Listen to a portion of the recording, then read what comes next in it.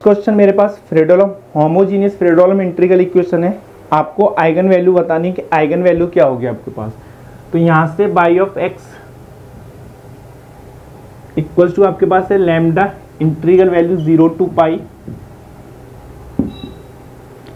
Sign x plus t phi of t into d t. ये Volterra integral equation है आपके पास। और eigen value आपको फाइंड करनी है कि आइगन वैल्यू क्या है आपके पास। तो आइगन वैल्यू और आइगन फंक्शन फाइंड करने। तो यहाँ आपके पास फ्रेडोलम इंटीग्रल इक्वेशन है, होमोजीनियस है आपके पास विद डी जनरेट कर्नल, यानी कि सेपरेबल कर्नल के साथ है। तो यहाँ से आपके पास कर्नल क्या है, sine x cos t plus cos x sine T.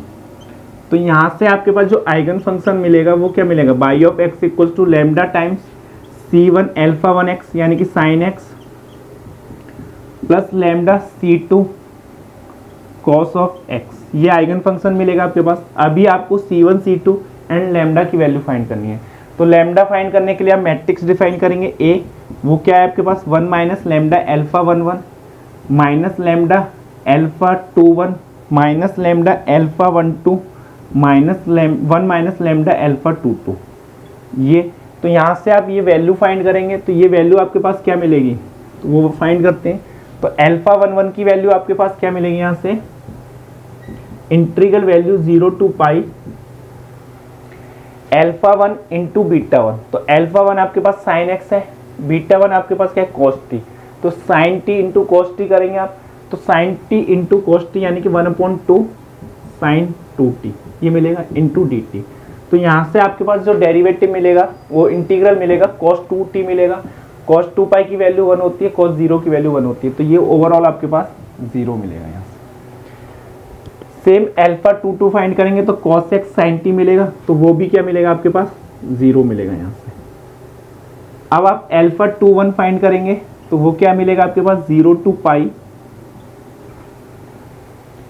To पाई। अब आपको वेरीफाई करना है बीटा 1 एंड अल्फा 2। बीटा 1 आपके पास क्या है cos t, अल्फा 1 आपके पास क्या है cos x। तो ये क्या मिलेगा आपके पास cos square t into d T.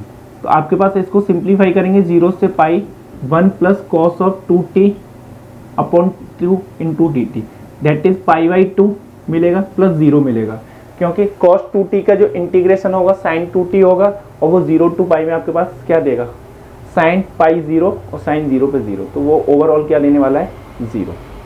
तो यहाँ से आपके पास अल्फा 2 1 क्या मिला, अल्फा 2 1 की वैल्यू आपके पास मिली पाई बाई 2। आपके पास कर्नल क्या है, जब x को मैं t से रिप्लेस करूंगा तो sine t cos x cos t sine t, यानी कि सिमेट्रिक कर्नल है। तो आपके पास अल्फा 1 2 की वैल्यू भी आपके पास क्या मिलेगी, वो भी पाई बाई 2 मिलेगी।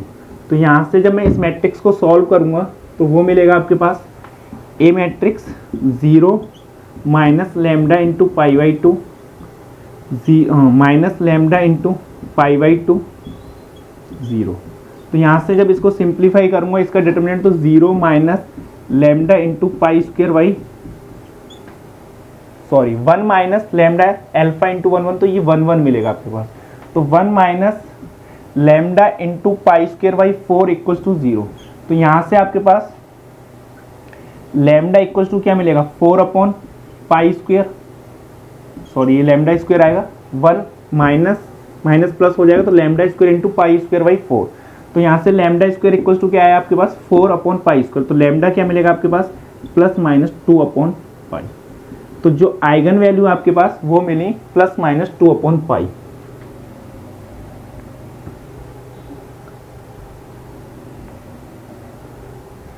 अब यहाँ से आइगन फंक्शन फाइंड करने के लिए जैसे लैम्डा को मैंने 2 अपॉन पाई पुट किया तो मैट्रिक्स क्या मिलेगी मेरे पास, ए मैट्रिक्स 1 लैम्डा की जगह आपने 2 अपॉन पाई पुट किया तो 2 से 2 कैंसिल, पाई से पाई कैंसिल, तो -1 1 ये मिलेगा आपके पास। C1 C2 को आप 0 पुट करेंगे यहाँ से, तो C1 C2 की वैल्यू फाइंड करने के लिए C1 minus C2 equals to 0 minus C1 plus C2 equals to 0, that is आपके पास C1 इक्वल्स टू क्या मिला C2।